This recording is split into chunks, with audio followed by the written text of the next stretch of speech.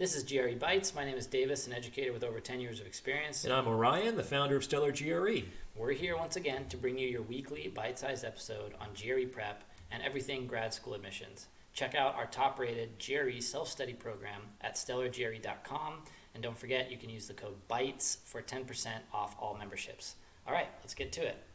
So today, I think I want to ask you about a more general framing, which is how do we think about the GRE test? In other words, how do we frame the GRE test in our own mind to maximize our performance on the test? Yeah, it's a good question.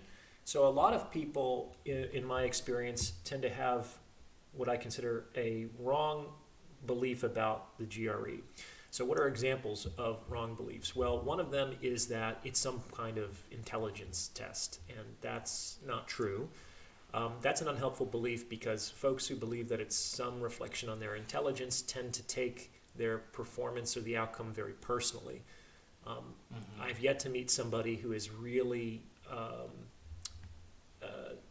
disidentified with his or her level of intelligence. So if you make this into an intelligence test, you're going to become personally identified with the outcome, which is probably not in your best interests on a standardized test. It's better to be kind of dispassionate and objective about things.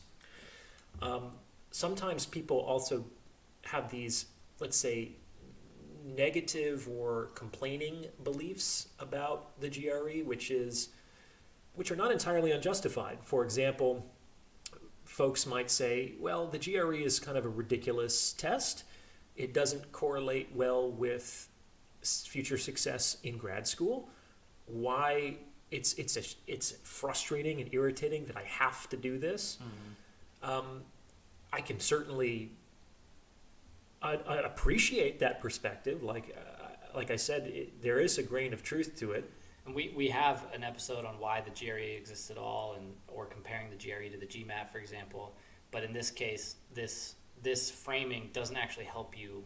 Even the grain of truth that you're talking about, dwelling on that and thinking about the GRE in those terms doesn't help you perform well. Of course not. If anything, it creates this sort of like friction between you and the test, where it's like people almost never perform as highly on things that they don't want to do or feel like they have to do.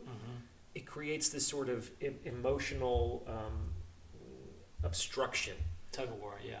Where it just would be much more conducive to success if that were not present, right? So besides this, it's you, the student, who potentially has to experience those emotional consequences of feeling resentful or irritated. And I don't know about you, I prefer not to feel those emotions. Those are not pleasant emotions to feel. So I'm not sure if that's in most students' best interests. So given these, the various ways that we could think or emotionally struggle with the GRE as students who need to take it, what do you recommend from your experience as the best way to hold, to frame, to think about the GRE and the whole process of taking and studying, preparing for the GRE? What do you think, what's the best way to think about it as a student in order to get through it efficiently, successfully? Yeah. So the way that I conceptualize the GRE is that it's a how bad do you want it obstacle. So we have to understand that the GRE is to get into grad school, and the point of grad school is not to simply explore your interests. If you want to do that, get a library card. The point of grad school, and everyone understands this, is it's a sort of hazing or credentialing process to enter into a more advantageous career path, which will come with greater income, higher status, better job opportunities, etc. Like, that's why people are willing to spend all this money and to undergo all of these academic rigors, sometimes for up to a decade. It's not because that is a pleasurable experience in and of itself. It's because they believe that it will help them get what they want further down the road, which is basically a job that they don't hate, more money, and better opportunities. Okay? So those are good things. Like, I want those things. I'm sure you want those things, Davis. It's good for people to want those things. that said, we can't just hand those things out like candy on the street corner, because on some level they're in limited quantities. So we have to understand that the GRE is a how bad do you want it. Everybody wants a better job. Everybody wants a higher income. Everybody wants better opportunities. How are you going to differentiate yourself from the mass of people who also want these things? Mm-hmm. So the metaphor I often use about the GRE is, in the olden days, if a monk wanted to join a monastery, he walked up to the door, knocked on it, and said, "Hey, I'd love to be a monk here." The monks in that monastery don't just say, "Oh, wow, I'm so glad that you want to be a monk too. Here are your robes. Glad that we have you, brother." No, what they would do is slam the door in that guy's face and leave him waiting outside in the snow. Why? Because it's really easy to knock on a door. Mm-hmm. Anyone can do it. Not everyone has what it takes to be a monk. Mm-hmm. But almost everyone has what it takes to knock on a door. Do you understand? Yeah. If becoming a monk were as easy as knocking on the door, probably being a monk wouldn't be a really great career choice or lifestyle back in the 15th century, which it really was. I was going to say, you get free housing, free food, and you get to teach. And also, it was probably one of the safest places to live on planet Earth at the time. It wasn't always the case, but you didn't have to really be worried that your village was going to be pillaged or your castle was going to be sieged. I mean, presumably there were monks also who were doing it for the seeking of spiritual knowledge and enlightenment, not just as a career choice. I'm not sure they were framing it that way for themselves.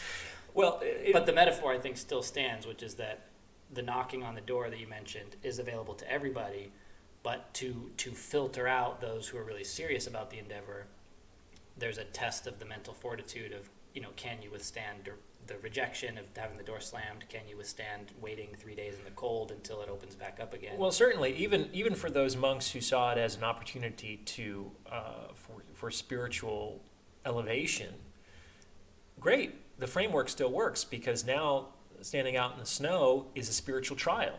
It's a way of demonstrating. It's like an opportunity to demonstrate one's conviction, which is a positive thing to somebody who views the whole process of becoming a monk as a spiritual journey. Mm-hmm. So students can do that too. It's like this, you can conceptualize the GRE potentially the same way. This is an opportunity for you to demonstrate your excellence, mm-hmm. to show your quality, because you're going to be doing that for the next 5 years of grad school and beyond. You never get to not do that in your professional career. And everything you do is a reflection of your values and who you are. And so this is just one of many opportunities to demonstrate that, which, if approached from in the right mindset, is a good thing. It's a blessing for mm-hmm. you. But for the vast majority of people, that's kind of a high bar for a test like the GRE. So I think that just understanding that this is how bad do you want an obstacle? It's like, we understand, we being like the admissions community, understand that this is not really proof that you are going to be an excellent addition to our graduates cohort. Mm-hmm. What we have to do is we have to weed out a lot of folks, and frankly the easiest way to do that is if you weed yourself out first on a standardized test. Yeah, if you look at the GRE and think, if you want to go to grad school and you start to research the requirements to applying, and you see the GRE and you think, oh man, that looks really hard. I have to spend months preparing for it. Maybe I'd have to take a class. Maybe I'd get a tutor. Oh, it's just not worth it. Great. Yeah, from the admissions point of view. Great. We're so happy that you decided not to waste our time. Right. Because if you can't handle a 3-month timeline to prepare for a test, you really can't handle grad school. Right. And it's great that you figured that out yourself before you forced us to actually take you seriously as an applicant. And on the other hand, if a student can put the GRE and the process to prepare for it and perform at a target outcome, if they can put that in the context of the how bad do you want it obstacle, and they find that, oh no, they do want that future outcome bad enough, then the GRE becomes small. It becomes a step on the road. Yeah, if that monk understood that that generally what happens when someone knocks on the door is that the door is slammed in their face, but if they stand out in the snow for 3 days without encouragement and demonstrate their commitment to their decision, then they get invited in to clean the toilets. It's like, if they understand that, they might actually be able to get through that 3-day period with some measure of hope and optimism. Right, putting it in the context of this is just a step, it's required, it's a chance for me to demonstrate Exactly. my quality, then it puts it in context. It makes the challenge of it smaller, the right size relative to the greater task of why you're taking it up in the first place, and then you can move on. Well said. Okay, thank you, Ryan, for sharing that metaphor and as a way to better understand the GRE. And thanks everybody else for tuning in. We'll be back next week for another bite-sized episode.